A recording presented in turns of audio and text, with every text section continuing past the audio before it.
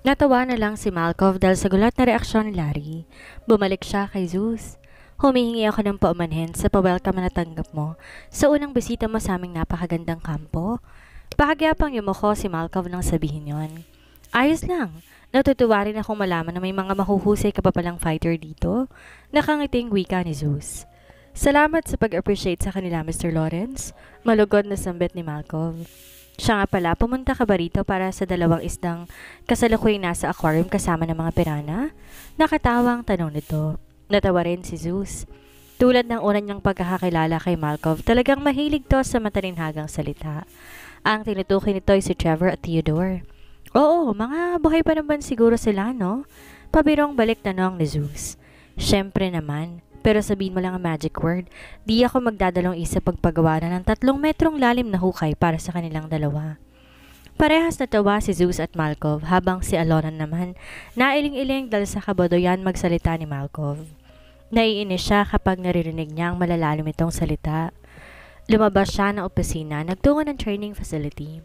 May mga ilan-ilang na nag-e-ensayo doon. Nagtungo siya sa locker room, kinuhang kanyang pares ng boxing gloves. Paglingon niya sa may pintuan, nandun at nakatayo si Zeus.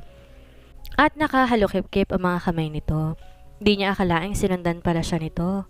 Kailangan mo ba ng kasparing? Tanong nito. Why are you here, Mr. Lawrence? I thought you were doing some business with Malkov. Pasensya na kung di ako nakapagpaalam sa inyo. I know it's kinda rude.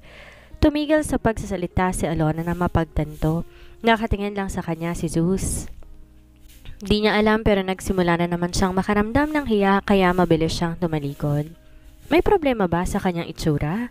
Tara, mag-ensayo muna tayo, maaga pa naman. Wika ni Zeus.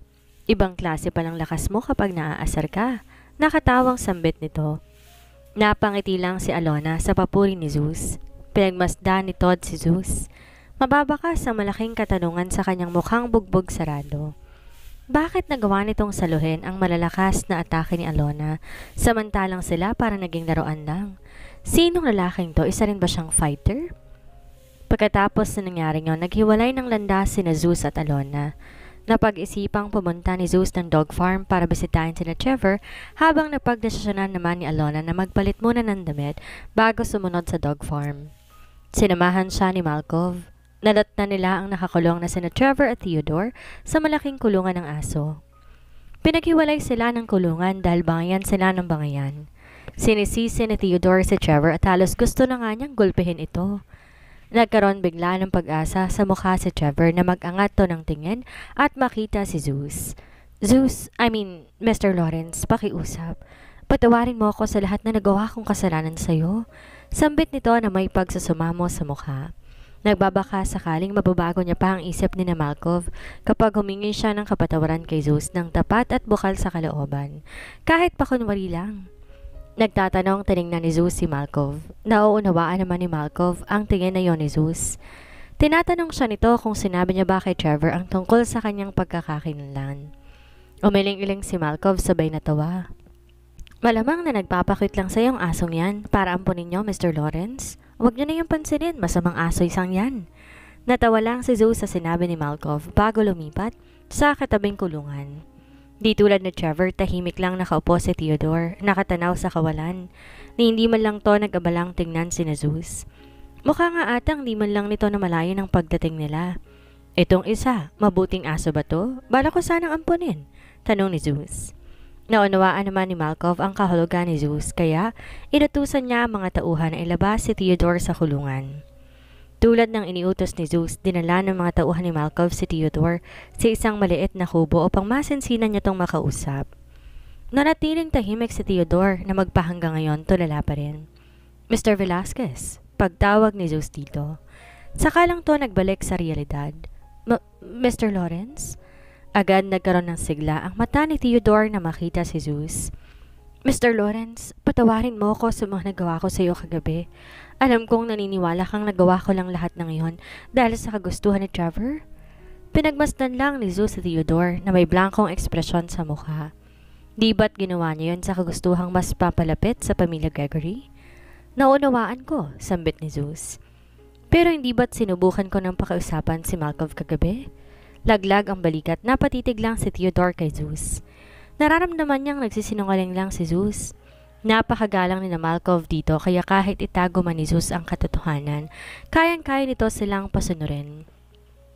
Isang utos ng nito kina Malkov, gagawin agad nilang ipinapagawa nito. Mukhang ayaw lang talaga ni Zeus na tanggapin ang paghingi niya ng kapatawaran. Pero pwede ko ulit subukan na kausapin si Malkov, baka sa pagkakataong to, mapakiusapan ko na siya. Agad nagliwanag ang mukha ni Theodore dahil sa sinabi niyo ni Zeus. Ngunit gagawin ko lamang yun kung sasagutin mo ng tapat ang mga itatanong ko. Seryosong dagdag na wika ni Zeus. Naglaho rin agad ang saglit na pagkatuwa ni Theodore. Mukhang alam niya na ang itatanong ni Zeus at ito lang kinababahalan niya. Di siya pinatulog ng pag-aalalang yon. Alam na ba ni Zeus ang tungkol sa pinagagawa niya? Napuna ni Zeus ang pamumutla ni Theodore. Huwag kang mag-alala, Mr. Velasquez. Dalula ko lang lahat ng to. Pero base sa ekspresyon ng mukha mga yon, hindi malabo. Totoo nga ang lahat ng hula ko sa totoong nangyari sa inyong kolaborasyon ng pamilya Alanes. Tama ba ako?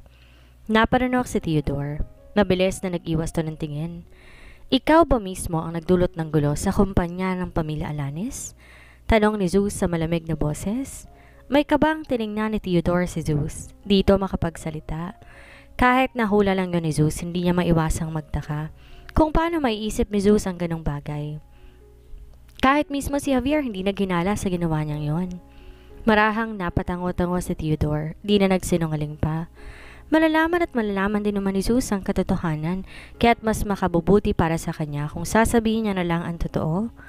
Hindi ko alam kung kasama rin ba to sa hula mo, pero nagawa ko lang yun sa kagustuhang makasal si Lance kay Kina. Pag-abil ito at saka muling napayoko. Naningkit ang mga mata ni Zeus sa sinabi ni Theodore. Di yun kasama sa kanyang hula, pero may hinala siyang persahan ng kasal ni Kina kay Lance sa hindi niya pa siguradong dahilan. Pagkatapos kong atakin ng kumpanya ni Javier, kinausap ko ang mga magulang ni Kina na kumbinsihin ang kanilang anak na magpakasal sa anak ko. Bukod sa mga ibang bansa din naman sila, pinangakuan ko pa sila ng villa, kaya agad ko silang napapayag. Pagkukwento ni Theodore na kinagulat ni Zeus. Kung ganon lahat pala ng ito'y plinano ni Theodore. Tama rin pala ang hinuhan niyang may kinalaman ng mismong mga magulang ni Kina sa sapilitan nitong kasal. Pero bakit?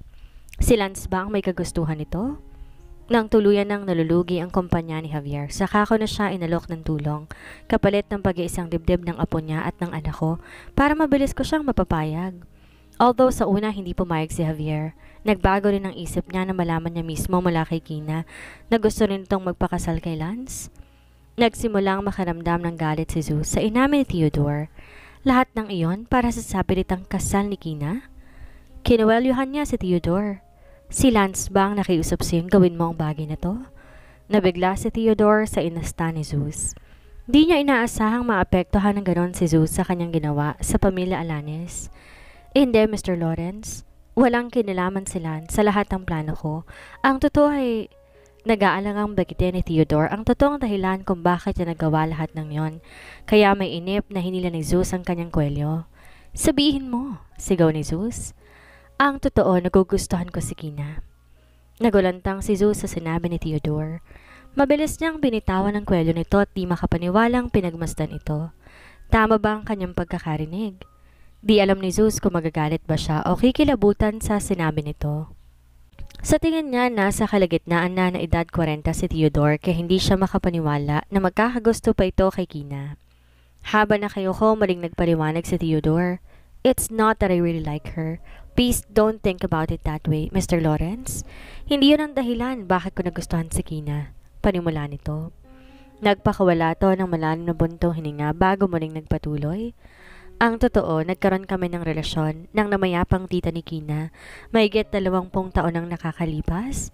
Siya si Celine, kambal ni Caroline, ang ina ni Kina. Nakikita ko lang sa kanya ang katauhan ng kanyang tita, yun lang yun. Kaya gusto kong mapalapit sa kanya at kaya ko naisipan na hikayatin si Lance na ligawan siya. Mas lalo nagulantang si Zeus sa kanyang nalaman. May kakambal pala ang ina ni Kina. Muling naupo si Zeus at magkasalubong ang kilay, pinagmasdan sa Theodore. Kahit yan lang intensyon mo, hindi pa rin tama ang ginawa mo. Naging makasarili ka, Mr. Velasquez.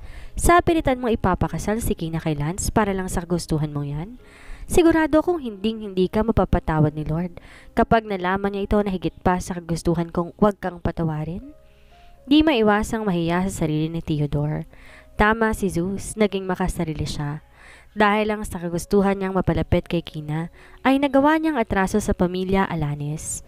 Huli na rin para mapagtanto niya yon. Maririnig ang malalim na pagbuntong hininga ni Zeus. Bukas na bukas din, pupunta ka sa pamilya Alanis upang kausapin si Lord Javier. Nalaki ang mata ni Theodore na marinig ang sinabi ni Zeus. Gusto ba ni Zeus na sabihin din niya kay Javier lahat ng kanyang sinabi rito? Gusto kong bawiin mo ang pakikipagkolaborasyon mo sa pamilya Alanis at ihinto ang planong pagpapakasal ni Lance at Kina? Utos ni Zeus. Is that all, Mr. Lawrence? May kabang tanong ni Theodore. Di tumugon si Zeus sa halip, binigyan niya lang to ng malamig na tingin. I'll do it. Salamat, Mr. Lawrence. Nakahinga na maluwag si Theodore. Ang akala niya pupersahin siya ni Zeus na umamin mismo kay Javier. Siguradong malaking kahihiyan yon sa kanya at sa kanyang pamilya. Tinawag ni Zeus si Malkov at tinutusang ihatid si Theodore pauwi sa kanila. What about the other dog, Mr. Lawrence? Tanong ni Malkov. Tinanaw nila ang sigaw na sa Trevor dahil sa nakita nito ang nakangiting si Theodore na sumakay ng kotse ni Malkov. Marahil na hulaan itong pinapalay na si Theodore ng gang. Hayaan mo lang siyang tumahol sa kanyang kulungan. May plano pa akong gawin sa kanya. Seryosong tugon ni Zeus. Nang makaalis na si Malkov, saktong dating naman ni Alona. Mas babaeng babae itong tingnan sa suot nitong pinaghalong puti at itim na raglan sleeve na pinaparesa ng kulay itim na miniskirt. Napansin ni Zeus na hindi to komportable sa suot nito. Bakit ka magsusuot ng ganyan kung hindi ka naman komportable? Usisa ni Zeus. It's just, nakalimutan ko kasing magdala ng damit. Sagot ni Alona. Ito lang ang damit na nakastock sa locker kaya wala ko ibang choice kundi suotin to. Okay, ani lamang ni Zeus. Gusto niya sanang sabihin mas cute tingnan si Alona sa suot niyang yon, pero baka lalo lang tong mailang. Sumunod ka sa akin, may gusto akong sabihin sa'yo. Sambit ni Zeus dito. Naglakad-lakad sila sa farm. Nakapaloob din ang farm na yon sa mismong kampo, pero napakalawak pa rin ito. Espesyal na ginawa talaga ang farm na yon para sa mga aso, kaya kahit saan man lumingon si Zeus, aso silang nakikita. Curious lang ako, nag-aaral ka pa ba? Tanong ni Zeus.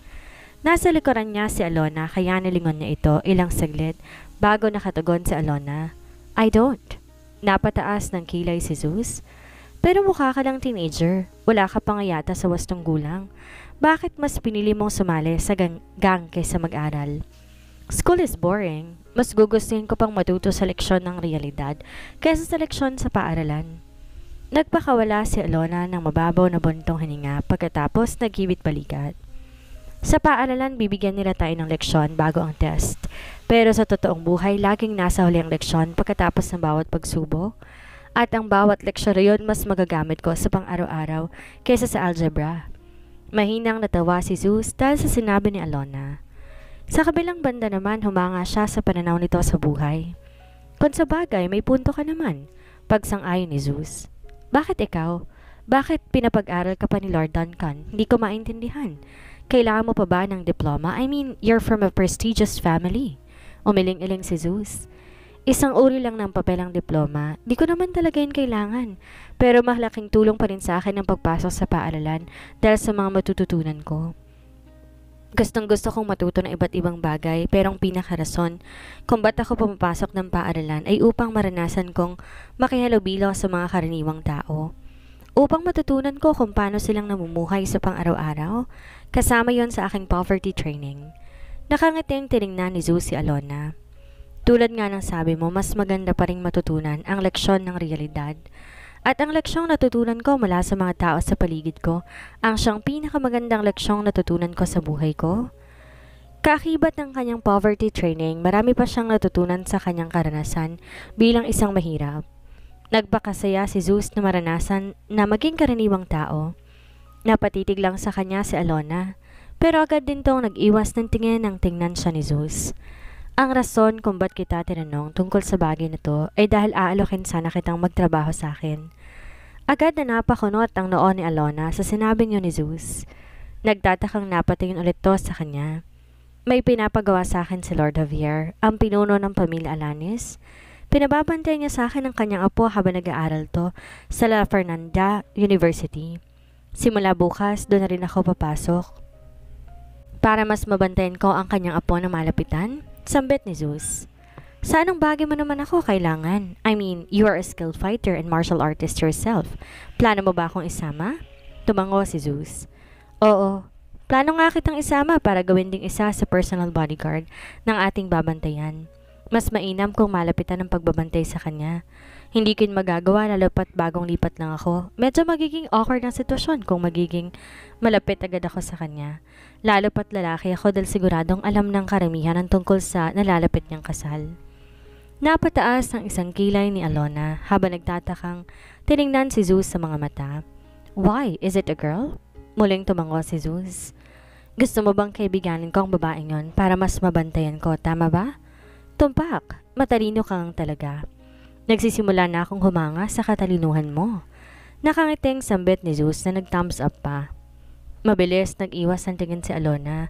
Pakiramdam niya pamumulahan siya ng mukha sa sinabi ni Zeus, kahit alam niyang pabiro lamang iyon. Pag-iisipan ko, tugon ni Alona. Salamat sa pagpayag.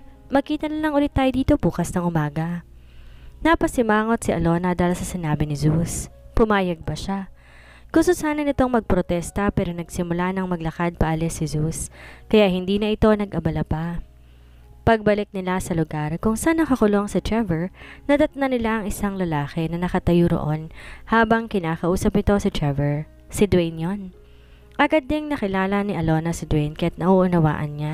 Baka nandito ito marahil sa isang importanteng bagay na pag-uusapan nila ni Zeus na may kinalaman sa WDK. Naisipan niyang magpaalam na kay Zeus. Nakangiting tinanguan lang siya ni Zeus at pagkatapos ay umalis.